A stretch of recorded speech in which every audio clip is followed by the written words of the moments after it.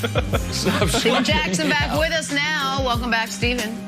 Nets easing their way past the Boston Celtics last night in Game 5. The Big Three did their thing. James Harden posting his first playoff triple-double as a Net.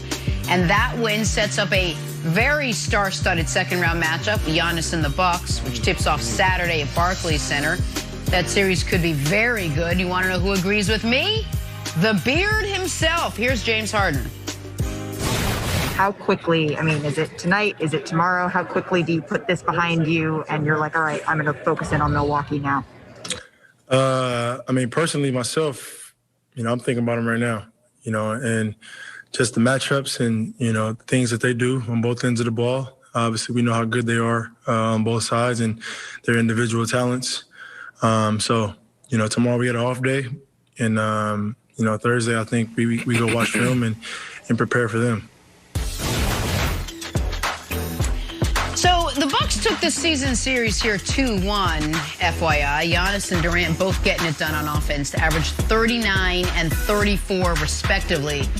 Steven Jackson, who's got the early edge in your opinion in this matchup, Bucks or Nets?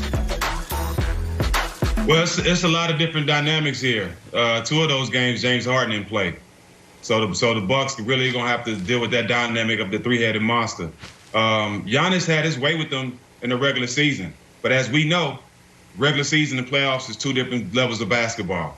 I think this is where Steve Nash coaching is going to get tested. He has to find out what adjustments he can make from round to round. You're not a player no more. You're a coach now. So you have to make adjustments from round to round. And with Giannis, he basically had his way with you all season. And I hope they let that happen for a reason so they can come with a different game plan in the playoffs. But they haven't seen the dynamic of James with Kyrie and KD. And Drew Holiday can't guard everybody. This has to be a defensive game for the Nets. Yeah, we know they can score points, but they have to play bigger and they have to play defense. If Giannis averages 40 points this series, you would see an early exit with the Nets. Let's go. I'm pushing back because I've been saying the same thing all year, Jack. I've been saying when they get to the playoffs, they're going to be unstoppable because they got three guys that can average 25 points a night. And what did we see in the first round? We saw those boys average 85 points a game. So combined, KD, Kyrie, James Harden, 84 points. Too much firepower. You know this, man. You go any YMCA, you go any court, the Rutgers, it doesn't matter. If you have that type of firepower on offense, I don't care about your defense. It's too much. You got three of the most prolific scorers the NBA has ever seen. The last time anybody's done this, you got to go to the 60. Elgin Baylor, Jerry West, and Mr. Larry Russo, or sorry, excuse me, Mr. Family out there. I'm not trying to be disrespectful, but Rudy LaRusso. That's the 60s. I got you, see, here you go, Stack. You know, on this show, you got to make sure you know the history of the game because Nick, right, he's always talking about, they did this 20 years ago. They did this 30. Well, that's why I had to do my research because I wanted to make sure that you knew that my take that I started freaking 3 months ago still hold true. There we go. Wow. That's what here's the thing, Brandon. Brandon, wait a minute. So here's the thing. We don't have to go back 60 years. We don't even have to go back 60 weeks. We can just go back, call it 16 weeks, because Brandon and I have both been very consistent on the Nets. Brandon has said, KD, Kyrie, Harden are going to average 25 a game each. Can't beat that. And I've said, you can't win a title with terrible defense. And now to go back to this show's history, back in January, my old buddy Brandon Marshall said, I'm making a rule, and eat it. It's my first rule on this show. No talk of defense until mid-March. And then mid-March rolled around, and the Nets were 25th in defense still. And so Brandon said, all right, no talk of defense until mid-April. He just all of a sudden, I don't know if you guys, he pretended March never happened and he said April. And then they were still 25th. And then it was, we all know how NBA guys work. They don't care about defense till the playoffs. We're not worried about the defense until the playoffs. Well, now the playoffs are here, and the Nets, let me check the old notes. Oh, the defense has gotten worse. from 113 points per 100 possessions to 116 points. And that's going up against a team that is running ISOs for Jabari Parker and Evan Fournier. So, I do not doubt the firepower. Can I ask a question, though? But, please, what's the question? So let me ask a question. So those they're beating these boys by 25 points, and maybe this is a stat question. Mm-hmm. I mean, these guys are going to let up. Of course, they're not going to go all out on the defensive side. They didn't have to. They were averaging beating these boys by 25 points a game. That's not the right attitude, B. But that's not the right attitude, B. That's not the right attitude. Right, and Stack. Here's the thing. Tell me if you agree. I agree with you, Brandon, that first-round stats can be misleading when one team knows there's no way they can lose. But, and I'll throw this to you, Stack, if you're a team that I think KD knows particularly, and I think the other guys know as well, as great as we are on offense, we are going to have to be at least passable defensively to win 4 rounds of the playoffs.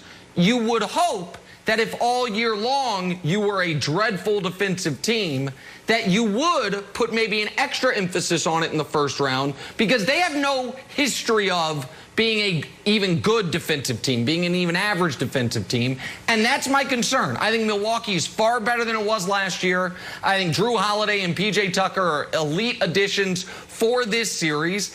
And I just don't know if the Nets can get any stops with the 5-man lineup they want to play, which is KD, Harden, Kyrie, Blake, and Joe Harris. KD's the only guy in that lineup that can consistently defend, and I don't think that's enough. Well, I think James and Kyrie and KD all taking the challenge now. Yeah, they're not the best defensive team in the league, but they're taking the challenge. But taking the challenge might not be good enough for the Milwaukee Bucks. They learned a lot from the bubble last year. Giannis is a different player now. Drew Holiday's there now. They have a lot of different aspects to this team now. So this is their Eastern Conference Finals by far. If they can get past this team after giving up 55 to Tatum with a wounded Boston Celtics and losing the game against Boston when it should have been a sweep without Jaylen Brown, this series is going to be a lot tougher than people think. You can outscore a lot of teams, but in the playoffs, defense wins games. Okay, so that's what I wanted to dig in on, Stack, because we've seen this Bucks team evolve. Like, oh, we can build around Giannis. Like, it doesn't really work. We have to go get PJ Tucker, get Drew Holiday, be a different team and be better because we had a playoff failure, 2 playoff failures. The Nets remind me of Y2K. Remember Y2K? It's when we were changing over from 1999 to 2000.